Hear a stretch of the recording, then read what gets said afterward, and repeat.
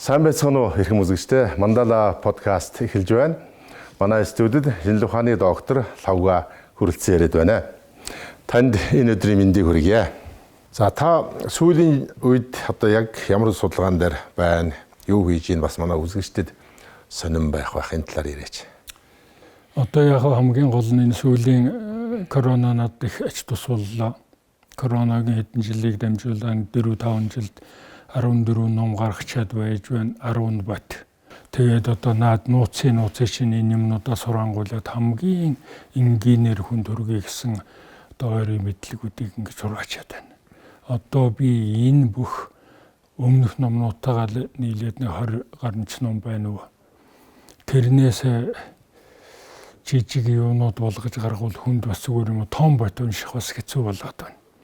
Жижигхэн өврийн дэвтрүүд одоо үлийн үргээл, үйлгээл жижигхэн дэвтрүүд байвал ч зүгээр юм мэдэхгүй одоо тэгээд бичих өсгтэйгээ мартчихад байна шүү дээ. Хэрэгтэй юм олж үзэж чадахгүй. Хэрэггүй юм руу их туйлшраад. Цаашлаад юу хэлж яана вэ гэхээр шинжлэх ухааны асуултуудын хариуг олох үз. Хариуг авч болох үз тийм шашин хэрэг байгаа тэр нь гарцаагүй буддизм. Ирээдүйн шашин бол орчлон хорвоогийн шашин байна. Энэ бурхныг өмчлөгч ховч үзлээс ангиж ирсэн. Энэ яг л буддизм тийм юм байхгүй шүү дээ. Мухар сүсэг одоо энэ янз бүрийн юмнуудыг чинь одоо тийм байхгүй. Тэгээд энэ оюун санааны талыг баяглаг ертөнцтэй хамт авч үздэг.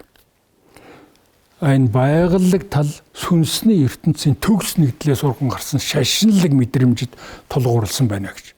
Тэрэнд буддизм яг таарна ингэж хэлсэн байгаа байхгүй юу? Ийм одоо гайхалтай буддизм руу хандсан энэ Европын агуу эрдэмтдийг бид ерөөсөө ойлгоогүй.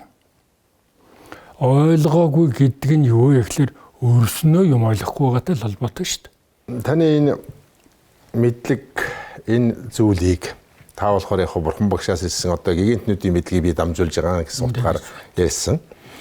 Тэгэхээр энэ зүйлийг зөвхөн монголчууд биш дэлхийн улс орнууд бас тодорхой хэмжээнд сонирхдаг юм байна л да.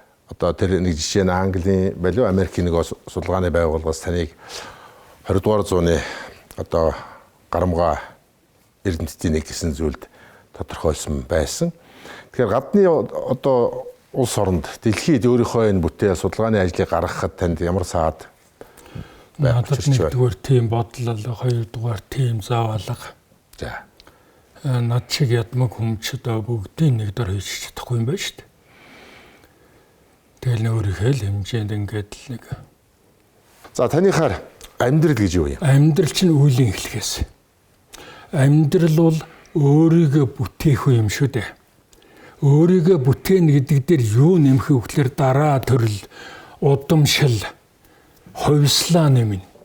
Тэгэхгүйгээр энэ өвчих гэж байгаа махбодон дээр яриад ээж болохгүй. Тэгэхээр өөрийгөө бүхэлд нь бүтээн гэсэн одоотой нь ирээдүйтэй нь бүтээн гэсэн үг. Тэгэхээр хүний өөрийнх нь нууц сэтгэл юм. Энийг л бурхан багш хэлсэн юм шүү дээ. Сэтгэлээс тусдаа асуудал байхгүй. Сэтгэл хамаг юм мөн. Тэгэхээр сэтгэлийн учрыг олоогүй байхад ямар ч өөр асуудлын учрыг олж чадахгүй. Сэтгэлээ номготгоогүй бол бүх хортой тэнцүү. Сэтгэлийг одоо номготгоогүй бол бүх аюултай тэнцүү. Тэгэхээр сэтгэлийг уй тэгвэл бүх аюулыг уйнаа. Сэтгэлийг номготго тэгвэл бүх хорыг номготгоно. Бүр ингээд технологитой бүх юмтай ингээ хэлсэн байхад бид ойлгодог. Одоо энэ 8 тэрбум хүн бол зөв мэдлэг олж байгаагүй учраас цөмөрө дэлхийд хэдэн хор байдгийг хэдэн аюул байдгийг нэг зэрэг тээж байгаа шүү дээ. Хүмүүс шүү дээ. Шууд тэцрээл одоо тэцрэх бөмбөгшгөл яваа. Эзэн Чингис хаан маань сэтгэлийн хурааж чадвал биеийг нь хаалдах вэ гэж хэлсэн тийм ээ. Тий, тэр бол бүр энгийн одоо сургаал. Чингис хаан чи юу хэлсэн гэхээр бие баатар бол нэг л насных гавья. Бэлэг баатар бол мөнх үрдийн гавья шүү гэж. Тэр нь ухамсарыг хэлж байгаа байхгүй юу? Тэрийг бас манайхан мэдэхгүй учраас тайлж чаддаггүй. Ухамсараа л олсон тэр гигантын хүн чиг ухамсарыг ярина шүү дээ. Тэрс оюун ухаан ярихгүй. 13 дугаар зууны үеийн монголчуудын хүчрэх байсан үед Европын жуулчид тухайлбал Плана Карпин гэдэг монголчууд их сонин хүмүүс гөрөөсөн булчинтай, нарийнхан бэлхүүстэй олон хоногоор хоолунд идэж уухгүй явсан ч юу ч болоогүй юм шиг хөгжилдөн наадаж нүүр дүүрэн баяраа шалгалтаа наргиж явна гэж бичүүлдээсэн байна. Тэгэхээр энэ өгөгдөл таны түрүүний ярьдаг монголчууд үндэснээрээ тийм бас өөр ард түмэн байжээ гэдэг. Гэтэл одоо бид нар шиг дэлхийд хөгжлөөрөө бас хэцүү болчлоо. Утаа униар хөгжил дэвшил, хөв хүний боловсрал гэл олон зүйл сэтгэл зовоосон асуудлууд байна. Монгол хүний хөвшөө дэлхийн бүх шинжлэх ухаан буруу түн төвтэй бүх би байгалийн шинжлэх ухааныг хэлээгүй шүү. Байгалийн шинжлэх ухаан бол одоо сансарт нисч байна. Бас сайхан байж яг л юм өөр Атлантын үетэй харьцуулахад өчүүхэн жаахан ч гэсэн одоогийнхоо төвшөнд бол байгалийн шинжлэх ухаан өөрийн хуультай учраас дураатай юм хийж байна шүү дээ. Бид ч өөрийн хуультай болцсон учраас дураар нь чи өөрийгөө эмчилнэ гэж хэлж чадчих шүү дээ. Баталгаа өгч чадна. Одоо би энийг хуультай хууль нь энэ өгөгдлүүд бид нар 13 дугаар зууны үед бас байж. Одоо бас та энийг ингэж хэрэгжүүлээд явж байгаа төлөөлөлгөө ойлгочихъя. Тэгэхээр ийм боломж байхад бидэрт өнөө маргааш шин зовлоныг асуудал биш юм биш үү? Биш. Чингис хаан тэр үед одоо ямар юмыг мэдсэн гэхээр агуу юм блээ л дээ. Чингис хаан юу ойлгосон гэхээр оршихуйг ойлгосон. Одоо мөнх тэнгэр оршихуй орчлон хорвоо шүтэнэ болгосон учраас оршихуй гэдэг нь юу юм бол гэж. Тэр та түрүү яриан дээр цогцолсон бөө биш юм шүү гэсэн санаа хэлж байсан. Энэ талаар тодруулаач. Чингис хаан одоо бөө тэнгэр шүтлэгтэй л гэж бид нэр үздэг. Тэнгэр шүтлэг оршихуй хоёр зүгээр бөө мөө гэж явчихад байгаа хүн ойлгохгүйгээс болоод. За. За бөө энэ ламба нийтнүү зүгээр л одоо нэг жижигхэн мэдлэггүй ч үү. Жижигхэн юм аа жижигхэн юм тий. Тэр тэнгэр оршихуй хувьд тэр чинь бол юу агуу одоо ухамсарын квант оршихуй шүү дээ. Бэлэг физик орон. Тэндээс яаж хэрэгтэй юм олж хүртдэг юм бэ гэхлээр хамаг том нууц бол бидний хэлбэлзэл байхгүй юу? Ерөөсөө амьдрахын нууц, бүтээхүйн нууц бид ерөөсөө өөрийгөө бүтээх хэмийг минут секунд тутам бие хэл сэтгэлийн үеийн энерги мэдээлэлээр өөрийгөө бүтээж байгаа. Хүн өдөртөө өөрчлөгдөж байгаа. Сайн анзаардаг бол. Яагаад гэвэл өөрийгөө янз бүрээр бүтээгээд. Тэр бүтээлийн их сурвалж нь ямар байх вэ гэдэг нь бие сэтгэлийн үйлдэл шууд борцсон л хамааралтай байна. Эерэг сөрөг саармг нэрэг явтгууд л үлдэрлээд мэдээлэл үлдэрлэх гэсэн үг шүү дээ. Үйл гэдэг чинь өөрөө мэдээлэл. Үеийн хууль бол мэдээллийн хууль. Мэдээллийн хууль бол үеийн хууль. Тэгэхээр Чингис хаан юу мэдж байсан? Оршихуйн одоо энэ квант ухамсарын квант оршихуй бэлэг үлгөөний физик ертөнцийн таалал, оршихуйн таал, бурхны таал гэдээ бидний бас нэг ойлгодгүй. Ер нь бид юу ойлгохгүй дээ, юу ч ойлгодгүй юм чи. Гээд байгаа юм хэлбэлзлүүд нь байхгүй юу? Гэгэрсэн хүний хэлбэлзэл, оршихуйн хэлбэлзэл, одоо тэр бурхтын хэлбэлзэл. Тэр нь таар цохирох юм бол бүх юмыг олж авч болно тэндээс.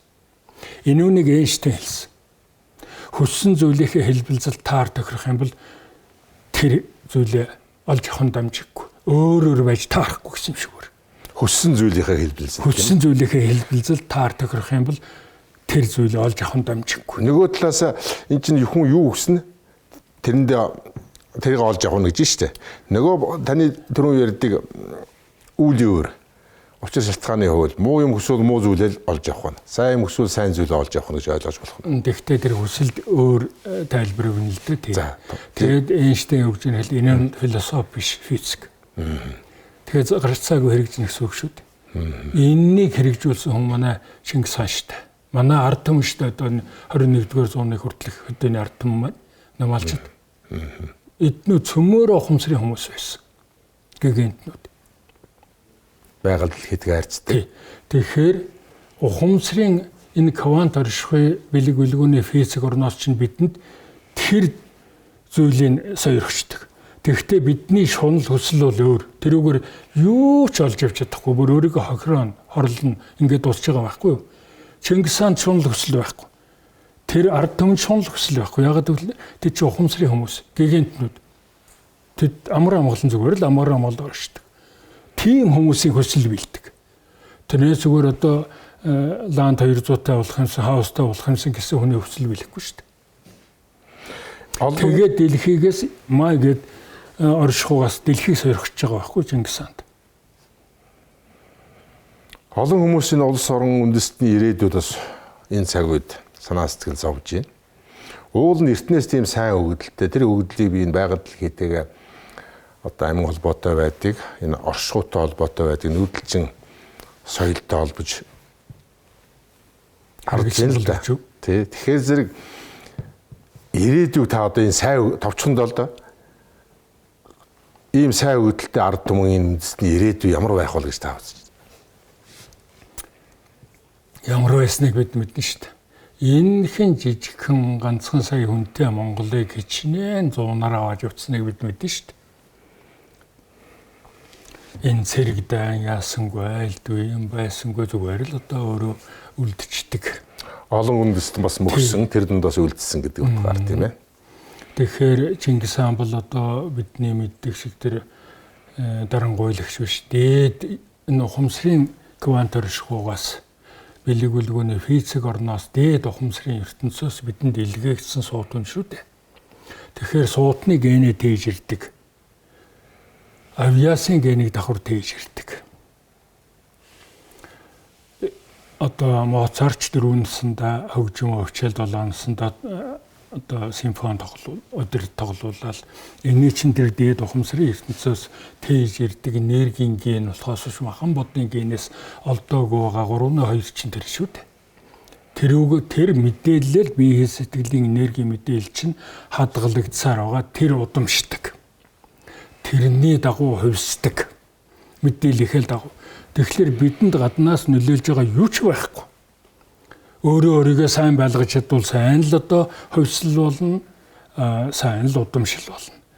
Одоо муугар бүтээгээд л удамжин чагсаад л шүүмжлээл одоо уур нь хүрээл дүрлзээл юу байдгийг ингээд хамгийн муу хэлбэлзлэр өөрийгөө бүтээгээд юм бол энэ амьдралаач дуусах нь өрөөд маач дуусах нь чуулч энерги хөлөмч дараа төрөл бүр дуусаа. Хорхоо шивж шүү дээ. Та тэр хамгийн анх ярьсан амьдралын нууц гэсэн энэ сэдв сая таны энэ хариулт энэ амьдралын нууц гэж юм юу юм бэ гэсний хариулт. Үйлийн нууц юм шүү дээ. Үйлийн нууц тийм ээ. Үйл гэдэг чинь бидний бүтээл байхгүй юу? Үйлгээ сууж яж болно. Эсвэл үйл өгөөтэй адил бүтээл хийж болно. Хамгийн гайхамшигтай бүтээлүүдийг. Тэр үед үйл өөр байхгүй. Одоо ухаандаа ямар нэг зорилго, төсөл, төлөлгөө тэрний дараа энийг хэрэгжүүлээд өчнөө мөнгө олно, өчнөө алдар гавьяа, шагнал урамшуул авна гэх мэтлэнгээр ягаад гэх юм бол дандаа үйл өөр. Бодол сэтгэл одоо бөө юм болоод байхлаараа энэ бодол одоо энэ ертөнцийн ажил бүхэн үйл өөр. Зүгээр л оюун ухааны хэмжээнд бодож хийж байгаа. Дээрвийн тэр монголчууд чинь тийм байхгүй шүү дээ. Зүгээр л оршин. Тэгэхээр одоо бодлоготой тэнцэн үйлийг хийчих болно шүү дээ. Ингээ хүнийг хараад тэр хүнийг сайн муу, сайхан муухай гинүү буй нүгэл юугийн чарлгүй зүгээр л сохор юм шиг үл исайхаргүй гэдэг чинь 4 асар их хүчний нэг. Өөрийгөө хөнөөхгүй. Харин хамгийн дээдээр ухамсарын квант ертөнцтэй зохицож байдаг зүйл байхгүй юу? Энэ үнийг бурхан багш дундад зам гэж номлосон юм шүү дээ. Дундад зам гэж номлосон. Нэг одоо тэнцвэртэй бай гэсэн үг үү? Тэнцвэртэй бай. Тэнцвэр хоёр туйл руу битгээс авч чадсан. Юу ч болж байсан бурхан багш тэр шүү дээ. Юу ч болж байсан сэтгэлийг тогтун агуулаа. Энэ чинь дундад зам байхгүй юу? Гэтэл хуучин бид нар чинь ингэж бас ийм үзэл суртлаг их юм уу хандлага байлаа. Алтан дундаж хүн тэрч бас нэг янз янзаар хэлдэг тийм. Одоо юу гэх юм дээ тийм сайн утгаарлаа хэлдэг байсан да. Дундыг барьдаг хүн гэж үү тийм. Хэлж чадах зөв тодорхойлох юм гэж байхгүй шүү дээ. Алтан дундчийн сайн муу хоёрыг мэдэхгүй шүү дээ. Алтан дундч бай. Хоёр тийшээ битгий савлаа гэж гэсэн сургаал. Бас нэг юм сургаал байдаг нөгөө яваад. Одоо таринд хуран уулцсан тийм ээ. Бараагаад тэгээд эц төгсөлгүй яв гэдэг. Тэр чинь ухамсарын явалтыг хэлж байгаа. Хоосон чанарлууд ухамсараар яваад гэсэн. Ухамсараа хөгжүүлээл яваадаг гэдгийг хэлж байгаа юм. Орчин үеийн ангахт дийлэхгүй байгаа өвчин зовлон одоо ангааж ийна гэсэн юм зүйл энэ дээр бичигдсэн байна. Тэр утгаараа мэдээллийг жаахан тодруулж байгаа гэдэг үл ерөөс яцгааргүй. Тэгэхээр бид энэ хүнийхээ онолд Эхлээд энэ интеграцийн хүрээнд юу оруулж ирж байна вэ гэхлээр хүний онол тэгдэг теорем буюу одоо квант онол. Энэ бол хүмбэл нэгдүгээрт гэрлийн мөн чанар мөн. Хоёрдугаар сансрын бичил загвар мөн. Гуравдугаарт энергийн термодинамикийн биологийн систем мөн. Дөрөвдүгээрт хүний хөгжил нь Эйнштейний энергийн хуулийн биелэл мөн. Энэ энерги тэнцүү массыг үржих нь гэрлийн хордыг хоёр зэрэглэж өржүүл. Тэгэхээр массыг гэрэл болгоод хувирчихыг Бурхан багш аль 2600 жилийн өмнө нээсэн. Тэгэхээр энэ энерги хууль чинь Будда Эйнштейний энерги хууль болж байгаа байхгүй хүн дээр бол. Тэгээ хүнийг агшин зургийг гэрүүлж болно. Энэ зэн буддизмыг Бурхан багш бас нээчихсэн. 5 дугаарх нь бол өхлөл зөвхөн бие махбодод хамаарна. Ингээд аваад үзэхээр хүн гэдэг чинь асар том одоо энэ потенциал нь агуу болж байгаа үстэй. Сансрын бичил загвар. Сансар гэж би тэр үйлчлэл биелэг үлгөөний квант ертөнц оршихуй. Тэгэхээр ухамсарын ертөнцтэй холбогдно гэсэн үг. Хамгийн гол юм оюун ухааны цаана гарахаас нааш бид ухамсартай холбогдохгүй. Ухамсарыг ерөөс дэлхийгээр ойлгохгүй, эрдэмтэд ойлгоогүй. Оюун ухааны цаана гарах нь ухамсар юм. Тийм учраас оюун ухаан ерөөсө буддизмд үн хөрдөг амандаа авч ярьдаг шүү дээ. Бурхан багшийн сургаал бол тийм. Чи бие махбодтойгоо ажиллаж байгаа бол үн хөрөхгүй. Одоо нь бидний хэлж байгаа. Бид бол энэ гээд ингээд 400 жил явсан бие махбод. Энийг хүн гээд. Тэрэн дээр тэр ихтлгоноос өөр бодох мэдгч юм байхгүй, оюун ухаан гэж байгаа мó тодорхойлтонд нь чи байхгүй сүнс сүнсийг огт мэдэхгүй.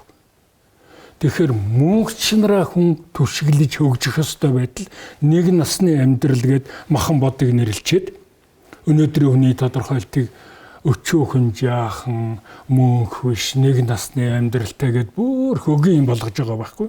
Гэтэл эн чинь бид мөнч нараа түшиглээд мөнх амьдралтай хүмүүс сууж байна шүү дээ. Тэгэхээр дотоод чадах гэдэг чинь юу юм бэ? Тэгэхээр тэр сүнс ухамсар тэр гэрлэн хөрдөөд гэрлийн биеуд дээрээс нь сансрын эрчмийг авдаг одоо төв наран саран судал тэрнийг дамжуулдаг 72,000 надил судлууд хэрэгцсүүд тэр чинь цусны судас биш шүү дээ хэрэгцсүүд. За ингээд одоо зүгээр нэг хэсэгт л гадна дотн талаас 1.4 вольт одоо хүчтэл авч явах ийм батарей юм шүү дээ. Энүүний дунджаар 70 тэрлэн гэх юм л 90 хэдэн тэрлэн вольтын хүчтэл авахар чадах байна шүү дээ. Дараагийнх нь юу гэхээр эн чинь цөмөөрөө энергийн нөхцөлтэй энергид багтана. Энерги чинь өөрөө ажил хийдэг хуультай. Өөрийнх нь үүрэг нь ажил хийх. Олон үүрэгтэй нэг нь ажил хийх. Тэгэхээр хүний бид ийм асар том юм байгааг нь мэдүүлээд хүн өөрөө бүрэн бүтэн болоод ирэх юм бол энүүгээрээ өөрөө ажил гэдэг нь одоо юу байдгийг. Одоо өвчин байдгийг юм уу? Золог үе явдал байдгийг юм уу? Юу байдгийг одоо бүх юм өөрчилж болох нь шүү дээ. Өөрийнхөө хүчээр бүгд тэгэхээр нэг зүйлийг л ухаарах хэрэгтэй. Юу ч устгаж болохгүй. Одоо коронавирусыг устгаж болохгүй шүү дээ. Юу ч устгаж болохгүй гэсэн байгалийн шинжилгээ ухааны хуультай, Бурхан багшийн хуультай. Зөвхөн нэг хэлбэрээс нөгөө хэлбэр шилжинэ. Ганцхан хувиргаж болно. Хувиргаж болно. Тэгэхээр бүх юм хувиргалтын онол. Өвчнийг эрүүлжүүлнэ гэдэг нь хувиргалт. Өвчин гэдэг чинь сөрөг мэдээлэл, сөрөг энергийн функц. Тэрнээс үүссэн байгаа юм чинь эерэг мэдээллээр эерэг хүчээр тэрийг чинь хувьсгаж болох нь шүү дээ. Тэгэхээр бүх юм бидний гарт ороод байна. Жишээ нь цэцэг өвчнийг бол дэлхийд хүндрэлттэй ингээд вакцин гаргаад устгацсан гэж үздэг. Гэтэл тэр утгаараа болохоор одоо ингээд ямыг устгаж болж байна. Гэтэл бүр цаад мөнч нараар нь устгаж болохгүй хувилнаа л гэж байгаа юм биш үү? Ерөөсөө. Тэр яах вэ? Юун дараа байна вэ гэхээр жишээлбэл шарлах өвчин дэлхийгээр ганцхан л эмдэн шүү дээ. Ганцхан эмчилгээд. Гэтэл хүн чинь юу вэ гэхээр наатал нь энергийн хэлбэрээр одоо тэр энтхийн аюурведд ангилснаар хүн чинь 7 ангилтай. Энэ бол гарцаагүй бид ус тайллыг хийсэн. Энэ бол энергийн хуулиуд байгаа юм. Хүнийг ядчил одоо хийшэр бадган буюу альфа, бета, гамма төрлийн хүн. энэний дөрвөн хосолсон хувилбар байна. За ингэхлээр тэр шаралсан хүн гэдэг чинь дор хаяад альфа бета гамма хүн шаралж байна шүү дээ. Ганцхан имчилгээд. За тэр одоо альфа хүн чинь буюу шарын хүн чинь комод орчих гээд өвчих гээд ингэж амьд гараад ирэх юм бол насан туршаа вирустэй гэж биш. Нөгөө хоёр мэдэхгүй одоо үнэлээдэг багт эмч шаралсан гэсэн гэл хүний эргэлзээ өгсөөр явал насан туршаа вирустэй гэж. Яг энэ вирус одоо коронагийн бэлтгэлийг чинь тэглээ шүү дээ. Тэднийг 50%, тэднийг 60% үйлчлэлтэй байна энэ. Тий. Энэ чинь тэр альфа махбодтой хүн дээр л гацаагүй таарад байгааг хэлээд байгаа юм. Цаад бол энэ мэдгүй. Хүний ангилж чадахгүй учраас бид зүгээр энэ дундчлаад байна. Үндсэн хэсгийг чинь цаад хоёр яадгүй энүүгээр хувиргаж чадахгүй махбод эзэлж байна шүү дээ. Тэр нөхцөл тэр үйлчлэхгүй шүү дээ. Тэгээд энэ бахаа эхэлж нэг амьдралын нууц ярьж чад яг тэр утгаараа би нууц ярьж гэж ойлгож байгаа шүү дээ. Тэгэхгүй яг хүмүүс янз янзын өнцгөөс авч үзээд байдаг. Тэгэхээр ингэх хэрэгтэй л дээ. Ер нь хамгийн түрүүнд одоо буддизм чинь сэрэх гэсэн нэг ойлголт байдаг юм шүү дээ. Сэрэх гэдэг нь инженери юу лээ гэдэг юмыг нэг өөр өнцгөөс нь аваад нэг харахыг л яриад байгаа юм шүү дээ. Тэрнээс болж гэн гэж яваад байх нь одоо буддизм бол мөн гайхалтай дэндүү холын сэтгэл гэдэг шүү дээ. Одоо ингээл ажиллаа хийгээл амин зулгаа ягаад л гайгүй сайн муу ингээл яваад байгаа хүнийг чи унтаж байна гэдэг байгаа юм. Сэрээч гэдэг. Оюун санааны хувьд, ухамсарын хувьд. Тий. Тэгэхээр тэр нөхөр сэрээгүй нөхөр. Тэр нөхөр яаж сэрэх вэ гэхээр одоо ямар нэг юм одоо та нарын хийгээд байгаа ажилч гэсэн болж үгүй сэрээчл гэж боддог байлгүй. Нэг зөв мэдлэг өгч юмсан, ингэж юмсан, тэгч юмсан гэж. Ингээд нэг хүн чинь нэг сэрэндээ нэг сэртгэж явчихна шүү дээ. Үгүй энэ юу хэлж вэ? Ингээд сэрээд эхлэх юм бол хүн арай өөр өнцгөөс юмыг хараад, ойлгоод, ухаад, үзээ цаашаа ингэж явчихна. Тэгээ ийм л зам мөр гэх юм одоо зам мөр гэхлээр их том болчдөг юм л да буддизмд бол. Бүр мөрөггүй замын тухай ярина шүү дээ буддизм ч. Мантай адилхан ардаа бөө хар хог новш оюун санаанахаас эхлээд бүр одоо нөгөө мөргүү зам мөр гэхээр та бүхэн түрүү ярьсан нөгөө яваад тэр чинь шүү дээ тийм ээ. Тий. Одоо саяхны хүртэл манай тэр 21-р зууны хүртэл хөдөөнийхэн чинь ардаа мөргөө амьдэрч байсан ухамсарын хүмүүс шүү дээ гэгэнтнүүд. 190-оос нэг жаахан үнэсүлдэн. Тэр нь баг цаашаа зуухгүй байсан гэсэн үг. За. 1-2 хоногт нэг яг цаа уучгаал, өдөрт ганц аяг цаа уучгаал ингээд яваад ирсэн. Тэгэхээр хамгийн түрүүнд сэрэх хэрэгтэй. Сэрнэ гэдэг нь арай нэг өөр талаас нь юмыг бодож, ухаарч, харж хэрв тэрийг одоо үнэхээр зөв мэдлэг бол өөр юм болгож авах. Ер нь бол ингээд цаг хугацаа өөрчлөгдөж байна. Ер нь би хүүхд байх үе ингээд таны ярин дээрээс ингээд сонсч байгаад бодлоо. Хөгшчүүл маань маш бага иддэг байж. Би хүүхд байхдаа бас яг өлсөд байдаг. Тэгээ том хүмүүс яг өлсдөг юм болоо гэж боддог гэсэн л байна. Тэгэхээр нэг сони юм нэ өгөхлөр саяхны хүртэл байгалийн юм дам хүрдэг байсан. Сонгон зөвхөн боодог хэвтэл өвлжөндөө очил боодог хэгээл хаана байдгийн боодог хэвтэ сонгон хэрэглэнэ. Чимс ерөөсөө идэхгүй, самар хэрэглэхгүй, цагаан мог хэрэглэхгүй. Ерөөсөө эдэн чинь амдаа авч ярихгүй. Байгаль дэлхийд одоогийнх шиг ингэж хомхоорч байгаа юм ер нь юу ч байхгүй байл шүү дээ. Сэтгэл нь ийм номхорцсон тогтцсон байхгүй. Зэрлэг сонгон аваад нэг аргадаад аван шүү гэд байн авдаг хаа нэг авдаг л байсан. Хаа нэг штэ тийм ээ. Гэхдээ хоолнд бол ер нь хэрэглэхгүй штэ. Боодог энтерт. Тий. За сүүлдээ яг цагаан сараар нэг буузанда ганц хийжсэн баг. Тэгээ тэр гэгэрцсэн үндэстнүүд их өөр үндэстнүүд байсан гэж та түрүү ярьлаа шүү дээ. За энийг та дахиад нэг өөр өнцгөөс нэг товчхондоо тодорхойлооч. Энэ ухамсарын энд байна уу? Тэднүүдийн ухамсарын юуг бид нээцвчтэй. Зөв ухамсарын томьёо бол юу гэхээр Эйнштейний энергийн томьёо тэр. Энерги тэнцвэгээд хаалтан дотор массыг ингээд сум заагаад одоо энэ бол гэрэлд юм уу энерги тойрогч байгаа юм. Бурхан багшийн онолоор.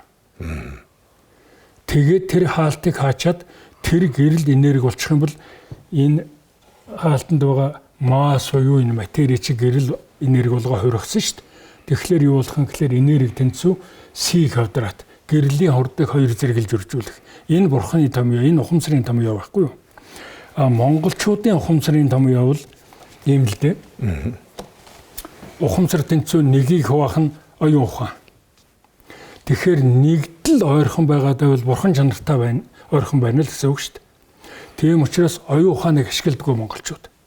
Чингис дээр зүгээр л ийм бэлэн гигантнууд ирдсэн байхгүй юу? Чингис хаанд бүр амархан байсан юм байл. 100 мянган цариг хөдлөхтөл иддэг уудаг энэ бүх юмараа өөрийгөө одоо тэр үеийн дэлхийн хүмүүсээс 6 дахин ураг шөгжүүлсэн. Туулах чадвар нь 3 мөр хөдөлгөөнөр унсантайгаа 1 4 мөрний хэмжээнд хүртэл хөгжүүлсэн ард түмэн байтугай 1 мөр эцэг ард түмэн гараагүй. Төрөөний хэлдэг 1-2 хоног юу ч идэж уухгүй унтахгүй явж чаддаг. Тэсвэр дэвчээр. За тэр одоо бүр хоолгүй ийм байж байгаа мөртлөө хүч чадалтай. Одоо 295 алд газар буюу 505 м газарт нөгөө Енисей-мөрний хажууд байна уу? Нөгөө цуулга хийгээд тий харуулж онсон. Одоо наадам хийгээд хавд хасрын хүү 9 мэрэгэн 505 м харуулж байгаа онсон. Одоогийнхоос 4 дахин хүнд номсон юм шүү дээ. Энд чи одоо дэлхийн бүх олимпийн аваргууд цөмөрөө нийлж татаад хөрөхгүй газар шүү дээ. 25 км газарт одоо амтан одоо мала хараад ялгаа таньчдаг харааны чадах нь эрүүл мэнд. 60 настай цэргийн алба хагаа дэлхийд амд довтлогож эзэлж явсан эрүүл мэнд. Хүч чадал бүгд оюуны чадах хур ярих юм байхгүй. Тэр стратеги тактикч цөмөрөө оюуны чадах шүү дээ. Ийм хэмжээнд одоо тэр хүмүүс чинь хөгжсөн байсан. Тэгээд тэр Гарпины рүүх нарын тэмдэглэл байгаагүй бол ер нь бид юу ч үлдэх байсан юм байна. Өвгдээцээ бүр огт ойлгохгүй. Тэд чин тагнуул мэдээ учраас бүгдийг нь бичсэн байна шүү дээ. Өөрөө зарим нь хэллээ дөрөв. Тэнд бүр хөдөлмөрийн хуваар тэргэнд гэрийг тэргэнд ачих буулгах ажлыг эмэгтэйчүүд хийнэ. Одоогийн эрэгтэйчүүд чадахгүй шүү дээ. Тэгэхээр 1 ижил програм, хоолны 1 ижил програм, бүх програм 1 ижил. Энэгээр хүүхэд эрэгтэй эмэгтэй адилхан тийм хөгжил цөмөнд өргөцсөн. Эмэгтэйчүүдийг дайчилсан ч одоо тэр ном сумын сургачул тэгэл одоо бундаа хичээд дайтад явчихаар тийм чадвартай гэсэн үг шүү дээ. Ямар санд энэ задгаалж нэг эрэгтэйчүүдээс ялгархгүй болохоор Ингрийн задгаал зодог шуудаг болгосон гэдэг чи одоо тийм хүч чадалтай болцсон байхгүй юу? За тэгэхээр манай өнөөдрийн нэвтрүүлэгт хүрэлцэн гэрж сонирхолтой сайхан ярилцлага өгсөн танд их баярлалаа. Тэгээ таны цаашдын судалгаа, шинжилгээ, энэ эрдмийн ажилд их амжилтыг хүсье. За баярлалаа. Манай өнөөдрийн зочноор техникийн шинжилгээ ухааны доктор профессор Лавга оролцлоо. Анхаарал хандуулсан үзэгч та бүхэндээ баярлалаа.